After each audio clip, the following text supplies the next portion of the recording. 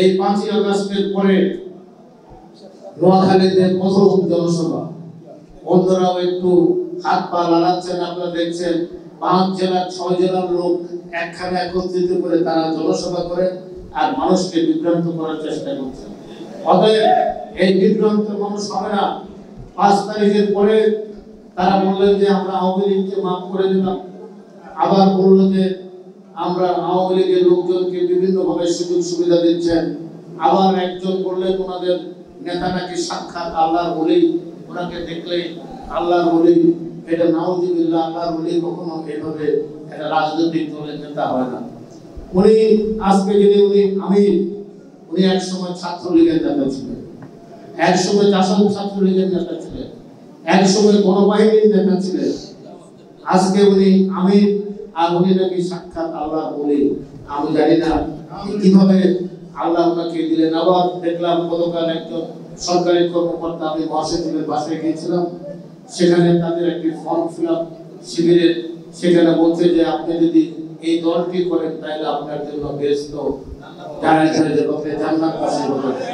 এই সমস্ত শিরক যারা করেন তারা আজকে বিএনপির কাজে ফোন করে তারা এই দেশে রাজনীতি করেছে। 1991 সালে বিএনপি সাংসদ ছিলেন, 17 সিট পেয়েছেন। 96 সালে তত্ত্বাবধায়ক সরকারের আন্দোলন করে তারা বিএনপিকে ক্ষমতাচ্যুত করার জন্য আন্দোলন 175 দিন হরতাল অবরোধ করেছেন।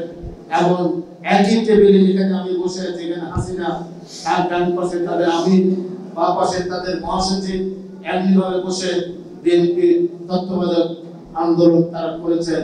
সেই 96 সালে আমরা 116 আসন পেয়েছি, কিন্তু ওনারা 3টি আসন পেয়েছেন।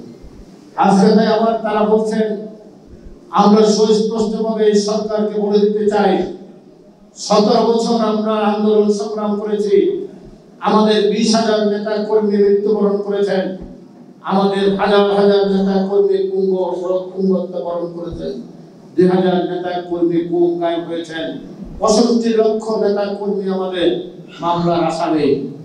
আমি অত্যন্ত শ্রদ্ধার সাথে ডক্টর ইউনূস সাহেব আপনাকে স্মরণ করে দিতে চাই, 2011 সালে পার্লামেন্টে দাঁড়িয়ে যখন খালেদা জিয়া আপনার